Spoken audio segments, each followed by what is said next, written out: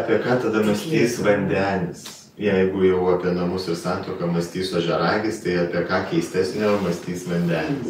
Vandenis, nors tai yra tas ženklas, kuriame, tarkim, su meilė yra siejama ne tik Venera, bet ir Saulė, o Saulė šiame ženkle yra išlaikyta, tai reiškia tai, ko aš vengiu. Vandenis kaip ir stengiasi kaip nors išsisukti iš to, ko visai žmonijai nepavyks išsisukti. Ir jam nepavyksta. Na ir kol kas, bent jau iki, tarkim, kokio birželio vidurio, vandenis vis dar bus karštai įsimylėjęs, vis dar ieškos savo tikrosios meilės.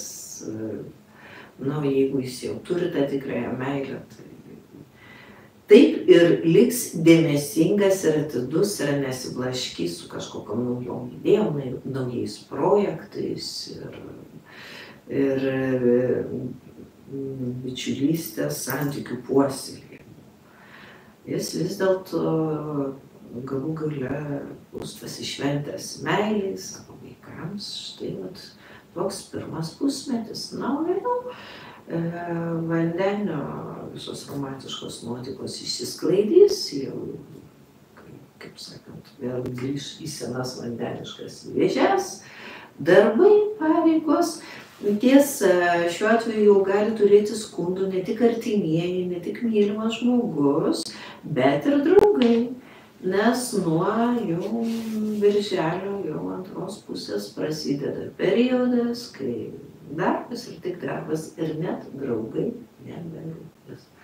Štai toks visiškai, sakyčiau, neįdomus periodas laukia, bet kadangi žinia, vandenio naktinis šeimininkas Saturnas ir jame yra to užtaiso darboholiško, kaip ir ožiaragiams, tai nemanau, kad vandenį pas jūs nuskriausti. Tiesiog pilnai panirs į darbus ir prisišaukti iš darbo orbitos, kad nusileistų į žemę ir konkrečiai šeimai į namus.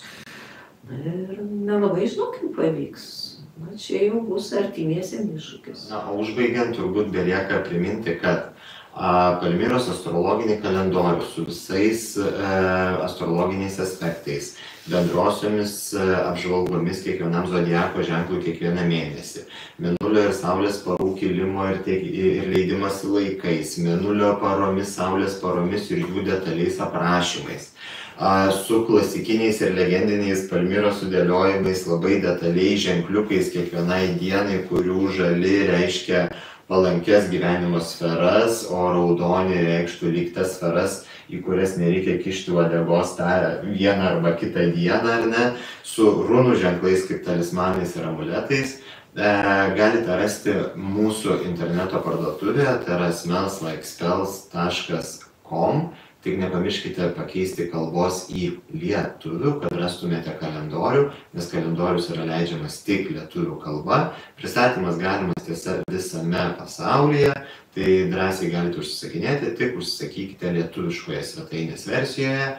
Taip pat rasite ir didžiuosiuose Pegaso knygynuose, ir didžiuosiuose Vagos knygynuose, knygos LT, tiesa ir patogu pirkti svetainėje. Na, o Palmiros ir Smelslikeспells kartu kurtą metų žvakę, štai tokią taip pat rausvą, gražią ir labai salstelėjusiai vaisiškai, veneriškai kvepiančią su apelsinų žiedų, ambros, vanilės ir greipfruto aromatu, bei išraižytais visais metų ženklais, tai yra zoroastrietiškoji lūšis ir runos Kenaz ir Lagus, Veneros simbolis, kinų metų ar neateinančių gyvatę. Rasite mūsų interneto svetainės smelslikeспells.com.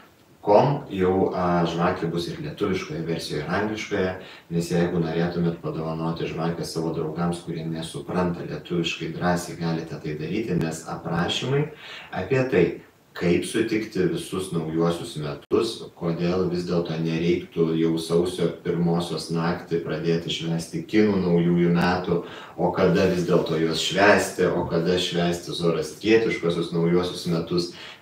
ir kaip švęsti, kad tie metai ateinantis būtų mums sėkmingi, gražus ir galbūt netgi laimingiausi, rasite dėžutėje visą tą ilgą aprašymą, netgi 4 lapų.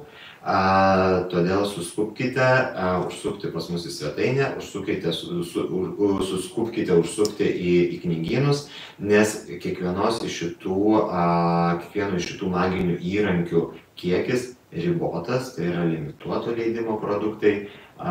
Ir iš praktikos žinome, kad jau artėjant didžiosiomis šventėmis paprastai jie atsiduria pas kažką dovanų krepšeliuose, o kai kas lieka šiek tiek galbūt ir nusiminęs.